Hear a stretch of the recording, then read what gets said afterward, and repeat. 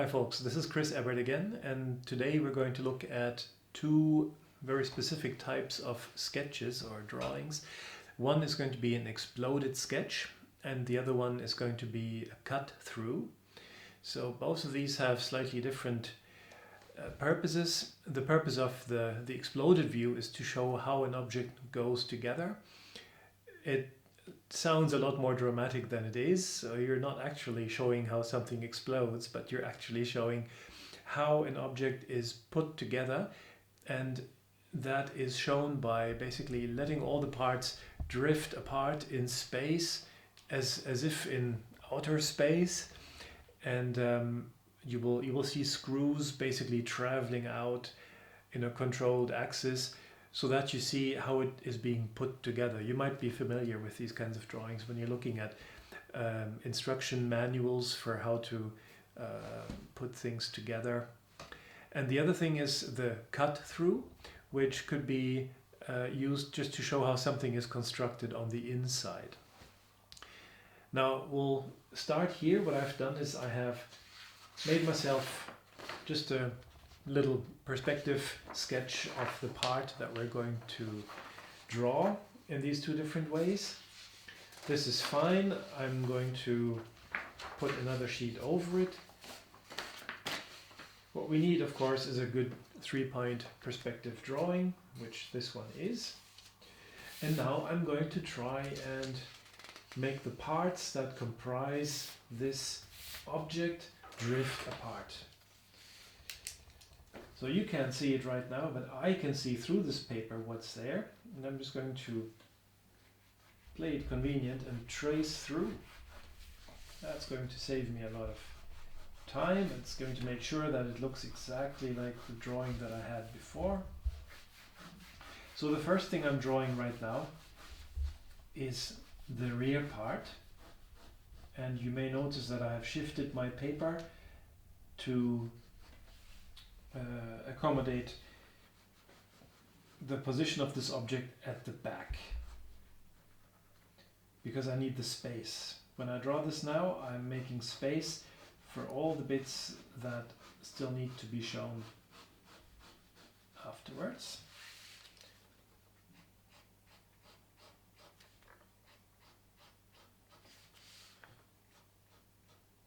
There. That's as much as we can draw about the back half here, as you can see. Now we're going to draw the front part here, and of course we want to move our paper a little so that we can create some space in between these two parts that make up the product. So now I'm going to draw the part that is facing us, and only that.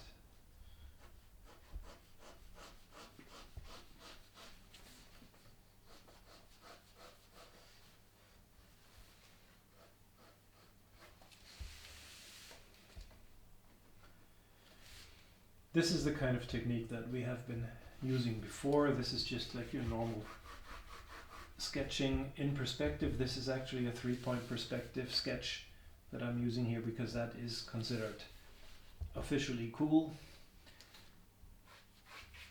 and it is simply the best way to display an object. If the paper shifts, no problem, you can always realign. Yeah, here we go. And as you go around the corners, make sure that you're only drawing half of the object,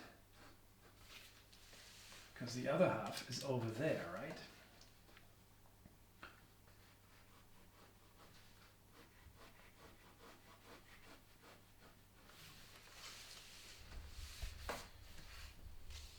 Now I need to make sure nothing is missing here.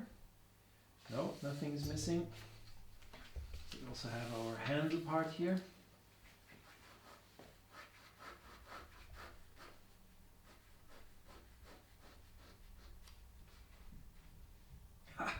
And I've made a mistake. I have drawn the far part.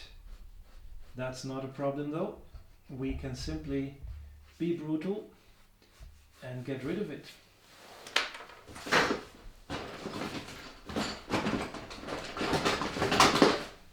As you know, I like scissors. They are a lot better than other options to get rid of something you don't want. I'm just cutting this away now because I drew a line where it shouldn't be. And you can always put things in a scanner, scan it, print it out, and just continue as if nothing had happened.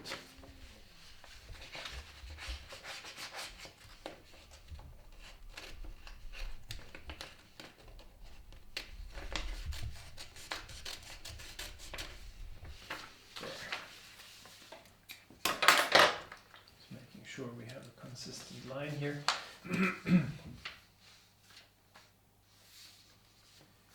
Right, we also have some screws here. Now we need to be careful because we want these screws to be hovering out as if levitating in zero gravity, right? So I'm just drawing the holes in which the screws go. So now we no longer need this in the back. Let's take a look at what we have here. This is a drawing of our saw handle taken apart. Now we need to think a little. How will this line here continue? This line obviously will reflect what's going on here. So that'll be a little bit like this.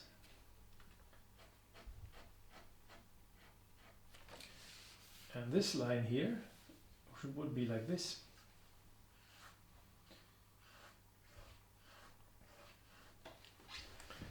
Now one of the questions is, what actually is in there? Well, that's a good question. It's going to be an injection molded part, clearly. So what we are probably going to see is some material saving injection molding, and also this is a handle for a saw blade, and we know that the screws are here, so they will need to have some sort of space for the actual saw blade that goes in here. We're guessing now, but we need to do this, so we're planning out how this thing is constructed on the inside.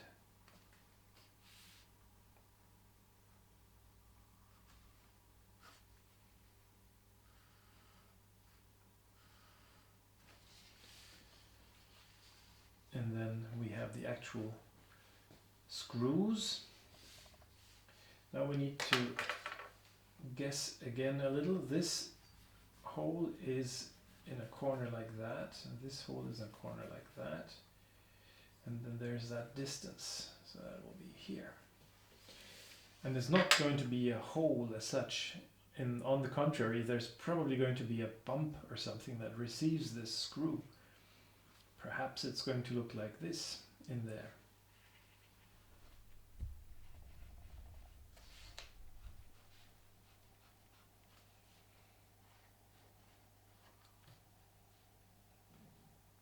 Yeah.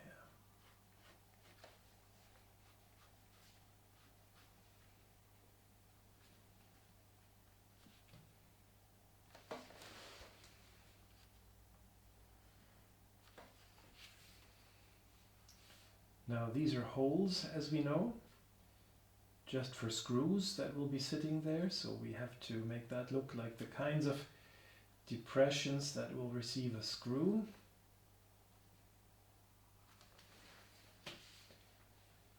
And then back here we're simply going to see some, like I said, some space-saving molding techniques. They often do this kind of thing.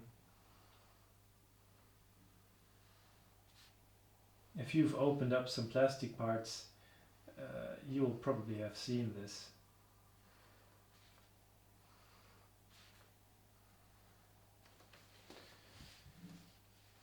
So, and now, all this is still in three-point perspective. So we need to actually construct where our screws are hovering in space. Luckily we can do that. So we know we have to make our screws hover out like this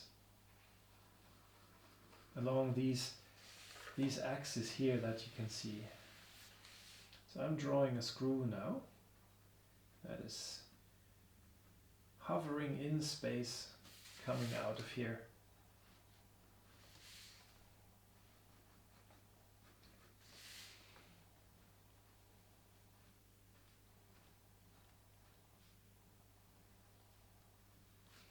So here we have one screw, and we draw them at the same distance.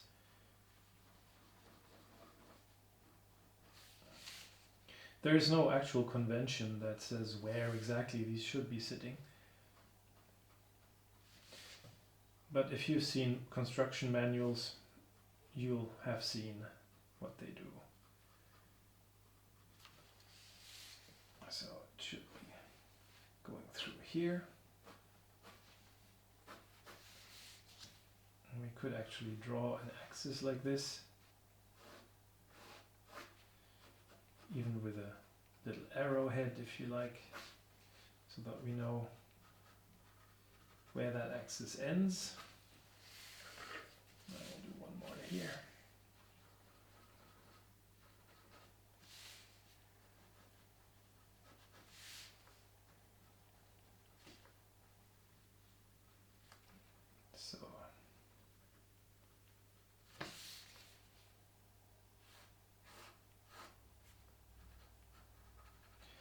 So the thing to keep in mind with this is that we really are talking about objects that are hovering in space, and they are magically drifting apart, explaining to us how everything goes together. Yeah. So this is it. This is the line drawing of a exploded sketch. Now you can go crazy on it with shading if you like, you know, just like we did here. You can shade this, you can put it on, you can put on markers, you can put on chalk, just like we have seen in previous sessions. You know how it's done. So you put on some edge shading here to model out the edge, and so on. So shading is a possibility. It's not a must, but if you're going to do it, please do it well. Use some conservative shading that helps people understand what they're looking at.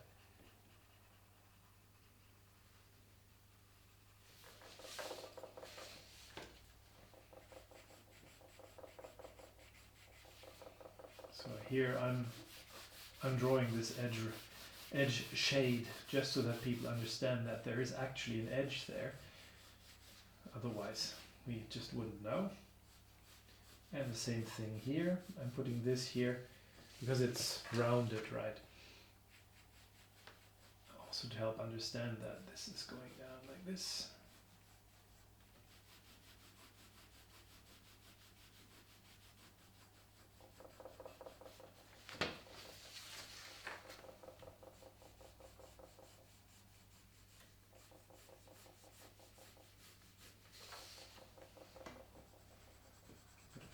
Here and here.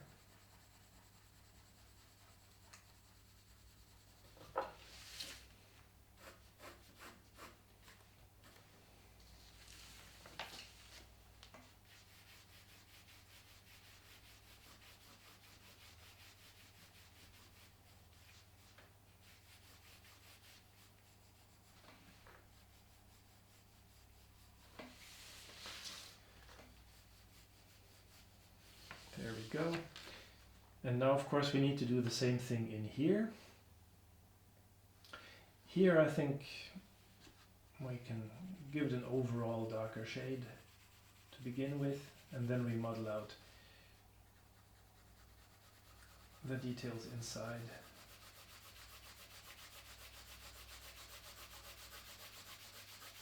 Going very lightly here with a black color pencil. So this is not a pencil, this is a color pencil. it gives you a different kind of pigment. For one, it gives you more pigment, and it gives it more willingly, and it doesn't reflect if your drawing is held against the light. So again, my shading here is conservative and consistent, making it possible for everything to be seen that is in it. Because that's why we do this here. We don't want to make this completely black, otherwise there's no point.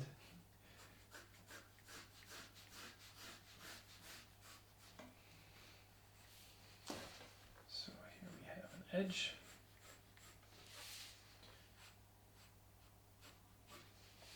And now we can shade in a little here to make people understand this better.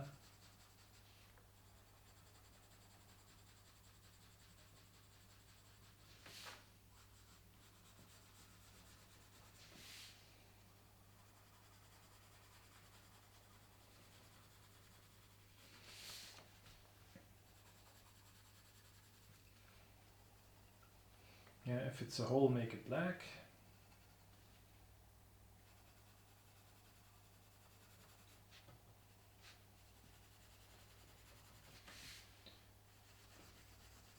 And if it's set back, shade it a little more.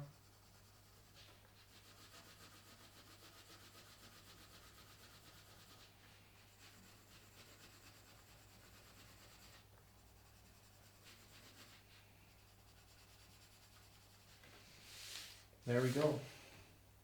So this here is pretty much a perfectly acceptable exploded sketch, which explains how an object goes together. And that is why we do that kind of thing. This is only used to explain how something is put together.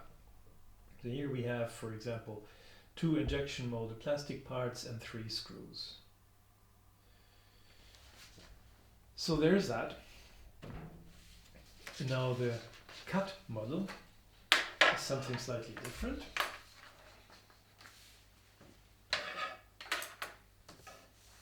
And we might do a cut model in order to show something that is not obvious. Like, for example, maybe we want to see what exactly happens here. If we were to cut through this, we could probably show some things that are going on along this hole here. So it would be interesting, I think, for a lot of engineers to know what exactly happens in this area if you cut through that. So I'm going to cut like this now. And draw that aspect.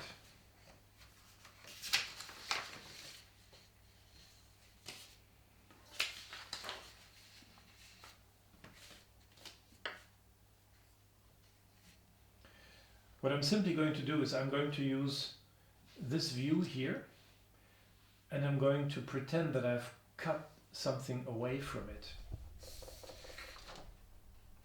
What might I do to make that possible? I think I'll just do an underlay.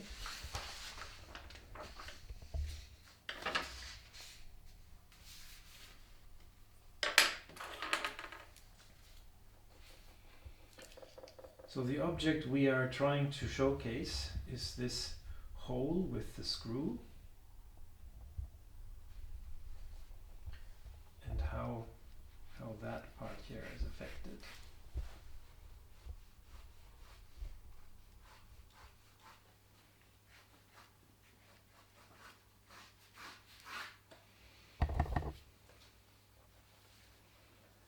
Just for completeness sake, I'll quickly put these 2 screws here so that our viewers understand what they're looking at. Give them a bit of context here.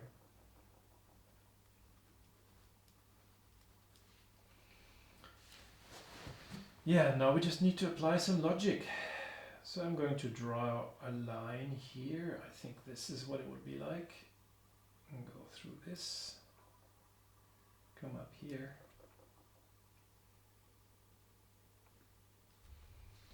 And then we're going to also cut through here. Right, so this is the point, this is the thing we're taking away, this here. So we need to draw everything that is behind that. That is probably going to look like this. We start with the hole because that's just a tunnel, isn't it? That's going to be like that. And this plastic here is going to have some thickness also. So already we know we're going to be left with something like this.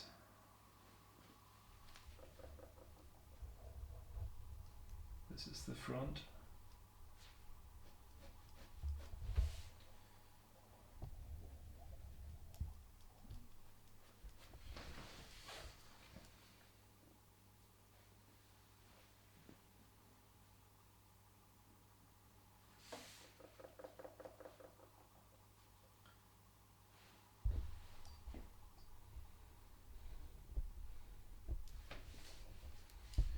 So what we are probably going to see is this.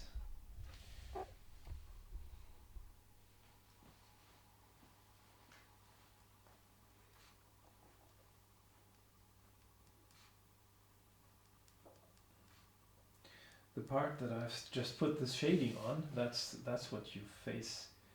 Oh, that's forward facing, that's the actual cut.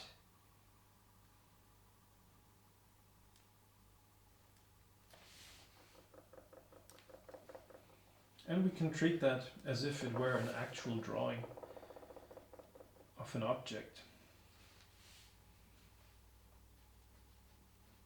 So we put on some shading.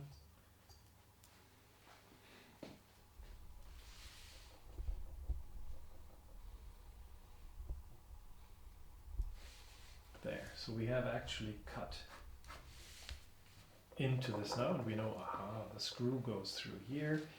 And this entire plastic wall has a fairly consistent thickness, right? And it goes all the way up here and so on. Maybe we can cut, I don't know, maybe through here. Also take away this bit to show how we build that handle. And also chop away a little bit of this. Now we're going to showcase how this here is actually constructed. This handle, how that goes together.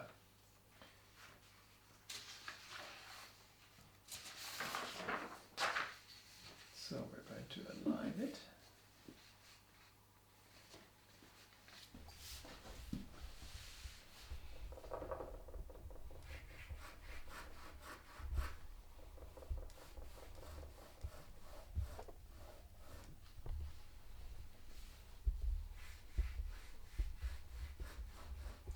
And now we need to be careful not to draw too much, because after all we're cutting away some of this handle, aren't we? I need to draw this line in the background a little darker because I cannot see it right now. This sketch here is only my help sketch, right? So it doesn't matter what I do with it. There.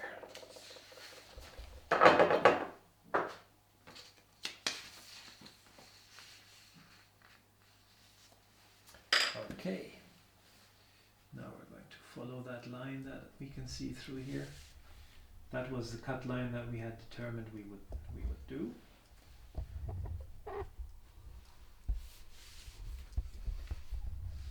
And let's just say we're also cutting like this. I'm exaggerating the cut line now, making it jagged.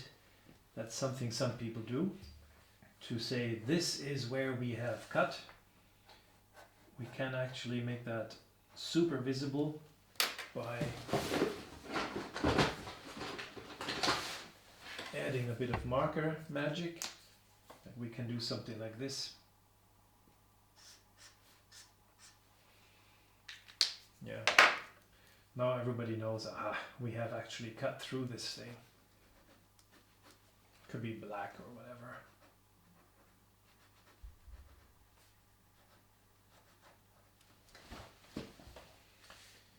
So, yeah, and again, now we need to be imaginative about how things look behind this handle, because we have never seen that. We are the ones who are planning this out now, right? So we are saying this is the handle when you cut through it.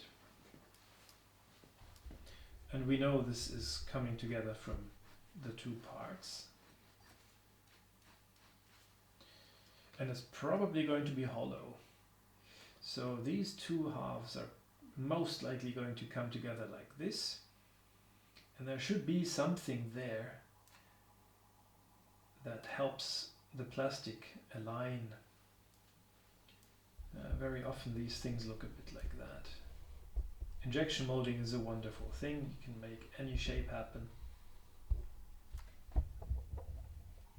So it's quite possible that things inside the handle actually look like this if you cut through them. I'm putting on a bit of shading to make people understand the shape inside, that we're looking at a hollow tube shape in here. And again, we're making people understand that we cut through here by putting on these things. Yeah. So this is essentially it. Imagine you're cutting away pieces of something to show what's inside.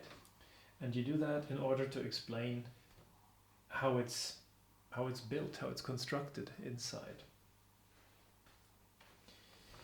And that is it.